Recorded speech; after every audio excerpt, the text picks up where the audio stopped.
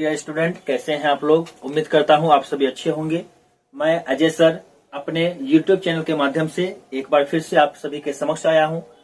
Dear student, जैसा कि आप सभी जानते हैं कि अभी अब कल से मैट्रिक परीक्षा स्टार्ट हो रही है, जिसमें कई सारे ऐसे स्टूडेंट हैं जो कि इस बार अपीयर होने वाले हैं और मैट्रिक की बोर्ड परीक्षा को देने वाले हैं। तो डियर स्टूडेंट, मैं आप सभी विद्यार्थियों के लिए जो कि इस बार मैट्रिक की परीक्षा में बैठने वाले हैं, जो बोर्ड परीक्षा देने वाले हैं, उनके लिए मैं यह वीडियो लेकर आया हूं। और आप कल एग्जाम में किन किन सावधानियों को बरतेंगे या क्या क्या कार्य आप ऐसे हैं जो करके आप बेहतर नंबर ला सकते हैं, इनके बारे में मैं बताने जा रहा हूं। तो जैसा कि आप सभी अब अंतिम पड़ाव में हैं, कल आपका एग्जाम है और आज सभी लोग टेंशन में होंगे किस प्रकार से हम लिखेंगे, किस प्रकार से कल हम एग्जाम में बैठेंगे ताकि ज्यादा से ज्यादा नंबर आए। तो डियर स्टूडेंट, आप ध्यान देंगे कि कल जब आप एग्जाम सेंटर पर जा रहे हो तो किन किन बातों पर आपको ज्यादा ध्यान देना है। तो सबसे पहले हम आते हैं आपकी एक महत्वपूर्ण सवाल को लेकर कि जहां पर परीक्षा केंद्र पर जाने से पहले आपको क्या क्या चीजें पहले देख लेनी है कि आपके पास है या नहीं, या इनकी क्या उपयोगिता है। तो डियर स्टूडेंट, सबसे पहले आप ध्यान देंगे कि जब एग्जाम सेंटर पर जा रहे हो तो आप अपने साथ एडमिट कार्ड अवश्य रख ले। यह आपको भी पता होगा कि बिना एडमिट कार्ड का आप एग्जाम में नहीं बैठ सकते हैं, लेकिन फिर भी कुछ स्टूडेंट ऐसे करते हैं कि जो हड़बड़ी में होने के कारण एडमिट कार्ड को भूल जाते हैं। इसलिए आप इन चीजों का भरपूर ध्यान रखें कि आपके पास एडमिट कार्ड होना चाहिए। घर से निकलने टाइम में आप अवश्य देख ले कि आपके पास ये एडमिट कार्ड है। इसके अलावा आप ध्यान देंगे कि आपके पास ब्लू या ब्लैक पेन होने चाहिए। ध्यान देंगे कि आपके पास ब्लू या ब्लैक पेन होने चाहिए और ये बॉल पेन होने चाहिए, ना कि जेल पेन, जिनसे कि आप एग्जाम में लिखने वाले हैं। और डियर स्टूडेंट, आप जब स्टूडेंट के नाते एग्जाम देने जा रहे हैं तो आपको इन चीजों का बखूबी ध्यान रखना होगा कि एक पेन ले जाने के कारण आपको धोखा कभी मिल सकता है। हो सकता है कि पेन खराब हो जाए या किसी कारणवश आप उससे एग्जाम न दे पाए। इसलिए अपने साथ अतिरिक्त पेन को अवश्य ले जाएं, यानी 2 या 3 एक ही प्रकार के पेन को आप अवश्य लेकर एग्जाम सेंटर पर जाएं, ताकि अगर एक पेन में कोई प्रॉब्लम हो जाए तो आप दूसरे पेन से एग्जाम दे सकते हैं। डियर स्टूडेंट, आगे आप ध्यान देंगे कि जब एग्जाम सेंटर पर जा रहे हो तो आपका माइंड जो है वो एकदम पॉजिटिव होना चाहिए। मतलब आपके अंदर कॉन्फिडेंस होना चाहिए, आपके अंदर किसी प्रकार का डर नहीं होना चाहिए, भय नहीं होना चाहिए कि एग्जाम पर जाने से पता नहीं क्या होगा, मैं एग्जाम दे पाऊंगा या नहीं दे पाऊंगा, कहीं ऐसा नहीं हो जाए एग्जाम में बैठे और क्वेश्चन सोल्व नहीं हो।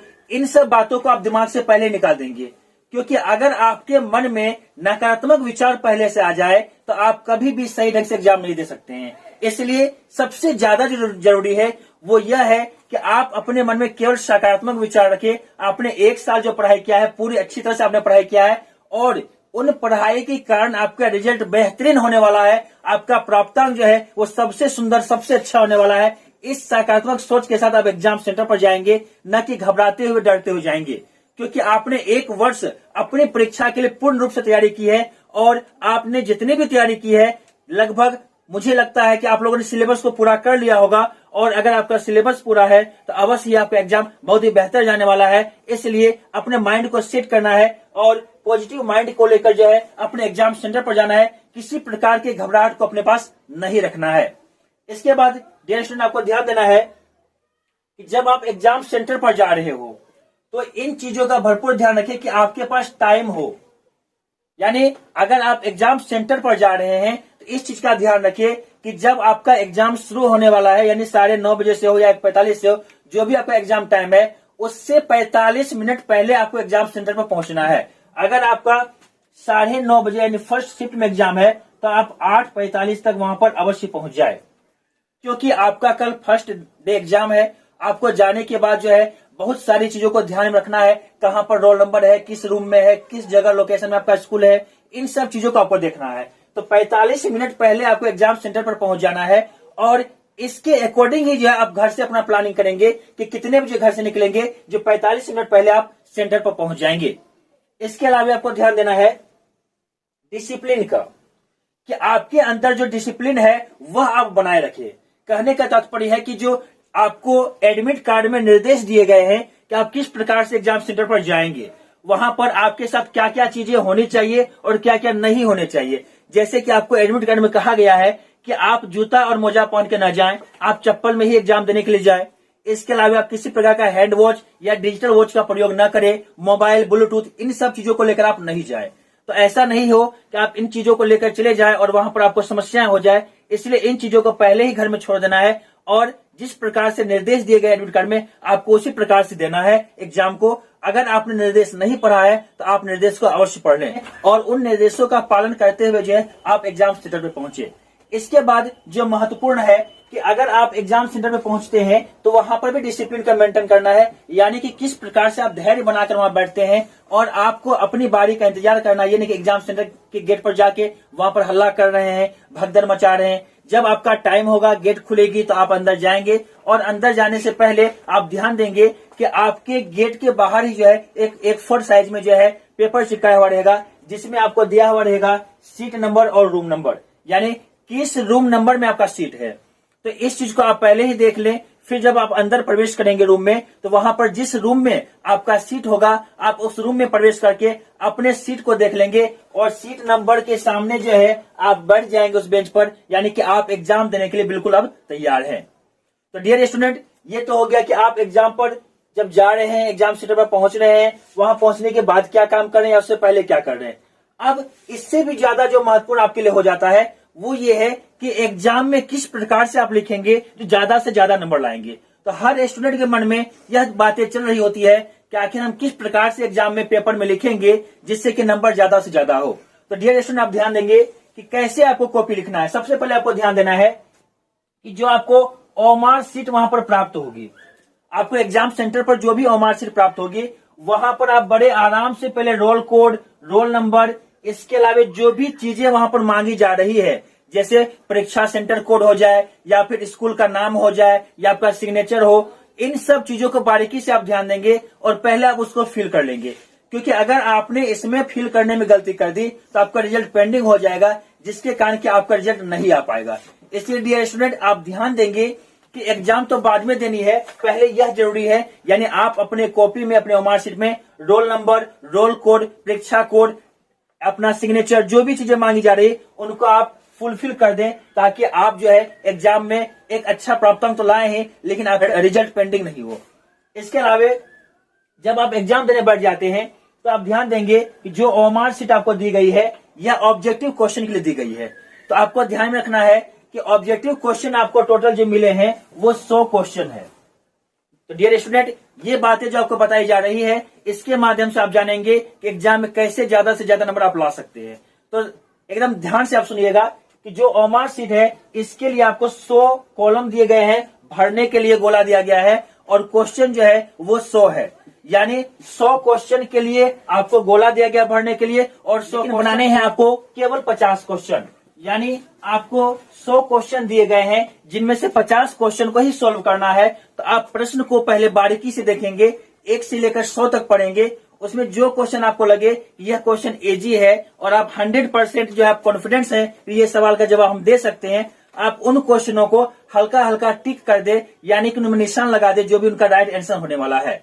इसके बाद आप काउंटिंग कर लें कि अगर 50 क्वेश्चन आपका पूरा हो गया है तो आप ओमार शीट में भरना शुरू कर दे। और मुझे पूरा यकीन है कि अगर आप लोगों ने पढ़ा होगा तो 50 क्वेश्चन तो आसानी से बन जाएंगे, इसमें किसी प्रकार की दिक्कतें नहीं है। और आप ध्यान देंगे कि जब आप ओमार शीट में भर रहे होंगे तो वहां पर आपको पूरा ध्यान रखना है कि ऐसा नहीं करना है कि 7 नंबर का क्वेश्चन का जो आंसर होना चाहिए बी, वो आपने 8 नंबर में भर दिया और 8 वाले आपने 9 में भर दिए, कि इससे जो आपकी गलती हो जाएगी। इसलिए पहले जो है क्वेश्चन में अच्छे से टिक कर लीजिए, हल्का हल्का निशान बना दीजिए, इसके बाद ओमार शीट में भरना आप शुरू कीजिए। तो 100 क्वेश्चन जिसमें 50 बनाने हैं और आप 100% है कि 50 क्वेश्चन तो आपको आते ही आते होंगे। इसके अलावा भी अगर आपको लगे कि नहीं 50 क्वेश्चन नहीं बन पा रहे हैं, अगर आप 30 या 40 क्वेश्चन बनाने के बाद जो आप रुक जाते हैं कि आगे बन नहीं पा रहा है, तो आप ध्यान देंगे कि आपको जो है अपना माइंड सेट करना है कि आपने जो पहले पढ़ा है थोड़ा थोड़ा भी कौन से ऐसे क्वेश्चन है जिसका आंसर आपको मिल रहा है कि ये होने की संभावनाएं हैं, यानी इस सवाल का जवाब यह हो सकता है, आपको संभावनाएं लगे आप उसको टिक कर दें और आप उसको अवश्य भर दें। इससे जो है आपका ऑब्जेक्टिव सेशन समाप्त हो जाएगा और जो 100 क्वेश्चन वाले हैं यह 50 बना के आप इसमें 50 में 50 नंबर ला सकते हैं। इसके बाद हम आते हैं सब्जेक्टिव क्वेश्चन की ओर। सब्जेक्टिव क्वेश्चन में आपको 2 प्रकार के क्वेश्चन आते हैं, एक तो आएंगे लॉन्ग क्वेश्चन और दूसरे आएंगे शॉर्ट क्वेश्चन। यानी दीर्घोत्तरीय और लघुत्तरीय। तो जो लघुत्तरीय सवाल है और दीर्घोत्तरीय सवाल है, इन दोनों सवालों को भी आपके एग्जाम में डबल डबल क्वेश्चन दिए जा रहे हैं। या आप जो है कहिए खुश नसीब है या आपकी खुशकिस्मती है जो आपको इतने अच्छे मौके मिल रहे हैं आप ज्यादा से ज्यादा नंबर लाने के लिए। यहाँ पर सारे क्वेश्चन डबल रूप में है, यानी जैसे आपका शॉर्ट क्वेश्चन है, अगर यहाँ पर आपको 30 क्वेश्चन दिए गए हैं तो इन 30 क्वेश्चन में जो है आपको केवल 15 क्वेश्चन बनाने हैं और इनमें 2-2 नंबर करके यानी 30 नंबर आपको प्राप्त हो जाएंगे। तो 30 क्वेश्चन आपको दिए जाएंगे और बनाने हैं केवल 15। इसी प्रकार से आपको लॉन्ग क्वेश्चन जो है यह 4 बनाने होंगे जो 5-5 नंबर के होंगे और आपको 20 नंबर मिल जाएंगे। यानी यहाँ पर भी आपको डबल मिलेगा, 8 क्वेश्चन रहेंगे, बनाने 4 है। 4 क्वेश्चन 5-5 नंबर के 20 नंबर, 20 नंबर आपको यहां से आ गए। यहाँ पर भी आपको 4 क्वेश्चन छोड़ने हैं। तो आप ध्यान से क्वेश्चन को पढ़ेंगे तो आपको ऐसा लगेगा कि इसमें बहुत सारे ऐसे क्वेश्चन हैं जो कि पढ़ा हुआ है और जिसको आप आसानी से सॉल्व कर सकते हैं। इसलिए घबराना नहीं है, आराम से क्वेश्चन को पढ़ना है, धैर्य बना के रखना है और थोड़ा सा टाइम मैनेज भी करना है। कभी कभी ऐसा होता है कि लिखते लिखते टाइम पर ध्यान नहीं देते हैं और कुछ क्वेश्चन को लिखने में ज्यादा समय लगा देते हैं, जिसके कारण समय कम बचता है और क्वेश्चन ज्यादा बच जाते हैं। तो इन पर भी आपको ध्यान रखना है। टाइम मैनेजमेंट आपका सही होना चाहिए कि ऑब्जेक्टिव के लिए आपने 1 घंटा दिया, फिर सब्जेक्टिव के लिए आपको 2 घंटे मिले और वहां पर किस प्रकार से आप लिखेंगे जो ज्यादा समय में आप जो है टोटल क्वेश्चन को सोल्व कर सकते हैं। हड़बड़ाना भी नहीं है और पूरा धीरे धीरे भी नहीं लिखना है कि आपका टाइम खत्म हो जाए और एग्जाम में आपका क्वेश्चन बचा हुआ रह जाए। तो डियर स्टूडेंट, इस माध्यम से जो है आप अगर एग्जाम देंगे तो गारंटी है कि आपका जो नंबर आने वाला है वह 450 प्लस आने वाले हैं। 450 नंबर आप आसानी से ला सकते हैं अगर आपने थोड़ा सा भी पढ़ा है। अगर आपने थोड़ा सा भी पढ़ा है तो 450 प्लस नंबर लाना कोई मुश्किल बात नहीं है। बस आप में कॉन्फिडेंस होना चाहिए। आप घबराए नहीं, एग्जाम में आराम से आप 450 प्लस नंबर ला सकते हैं और अपने रिजल्ट को आप बेहतर कर सकते हैं। तो डियर स्टूडेंट, आप इन सब बातों पर अवश्य ध्यान दें और शांति बनाए रखिए अपने एग्जाम हॉल में। वहां पर एक दूसरे से बातचीत ना करें, कहीं ऐसा ना तो बातचीत करने के चक्कर में जो है आप एक्सपेल हो जाए या पर किसी प्रकार की कार्रवाई हो जाए। इन चीजों का भी भरपूर ध्यान रखना है। केवल आपको अपने आत्मविश्वास पर भरोसा रखना है, यानी जो आपके अंदर टैलेंट है, गुण है, वो दिखना चाहिए आपकी कॉपी में। इसलिए आपने जितना पढ़ा है उसको आप कॉपी में अवश्य डालें, यानी आपने जो भी क्वेश्चन आंसर याद किए हैं उसको अवश्य लिखे। कुछ स्टूडेंट ऐसा करते हैं कि कुछ रुपए जो है कॉपी में डाल देते हैं या गाना वगैरह लिख के पेज भर देते हैं। इससे कोई आपको नंबर बढ़ने वाला नहीं है। इसलिए इन चीजों का ध्यान रखिए, इससे कुछ नंबर नहीं बढ़ेगा। आप जितना लिखेंगे, अच्छे से लिखेंगे, उसके लिए ही आपको नंबर मिलेंगे। तो डियर स्टूडेंट, कल से आपकी जो एग्जाम शुरू हो रही है आप अच्छे से एग्जाम दें। मेरी शुभकामनाएं आप सभी के साथ में है कि आप जब एग्जाम सेंटर पर जाएं तो पूरा कॉन्फिडेंस के साथ जाएं और जब आप एग्जाम में क्वेश्चन पढ़ रहे हो तो आपको ऐसा लगे कि सारे क्वेश्चन आप आसानी से सोल्व कर सकते हैं। तो स्टूडेंट, इस वीडियो के माध्यम से मैं आप लोगों को बस ये गाइड करने वाला था कि कल किस प्रकार से आप एग्जाम सेंटर पर जाएंगे और कैसे क्वेश्चन को आप सोल्व करेंगे। तो डियर स्टूडेंट, आप ध्यान देंगे कि जो मैंने बताया है उन पर आप बारीकी से जो है नजर रखेंगे और इस प्रकार से जो है आप अपने एग्जाम को जो है परिपूर्ण करेंगे। तो फिर कल जब आप जाएंगे और कॉन्फिडेंस आप में रहेगी तो आप जब एग्जाम देकर आएंगे तो आपको लगेगा कि नहीं, मैंने वास्तव में कुछ लिखा है और मेरा रिजल्ट जो है वो बेहतर आने वाला है। तो डियर स्टूडेंट, इस वीडियो के माध्यम से मैं आपको जो भी जानकारी दिया हूं यह अपने दोस्तों के साथ शेयर अवश्य करें, क्योंकि कल जो भी एग्जाम देने जाने वाले हैं उन तक अगर यह वीडियो पहुंच जाएगी तो उम्मीद है कि उन्हें लाभ अवश्य मिलेगा। तो आप स्वयं इन चीजों को देखें, समझें और अपने दोस्तों को शेयर करें। और अगर हमारे चैनल पर आप नए हैं तो हमारे यूट्यूब चैनल अजय क्लासेस को सब्सक्राइब अवश्य कर लें और अपने दोस्तों को शेयर करें। अगर वीडियो पसंद आई हो लाइक करें और अगर आप एग्जाम देकर आते हैं तो आपको कॉन्फिडेंस जो लेवल था वो कितना था, क्या था, आपको कुछ बेहतर लगा कि नहीं लगा, इनको कमेंट के माध्यम से अवश्य बताएं। तो डियर स्टूडेंट, मिलते हैं फिर अगले वीडियो में जल्द ही। तब तक के लिए धन्यवाद।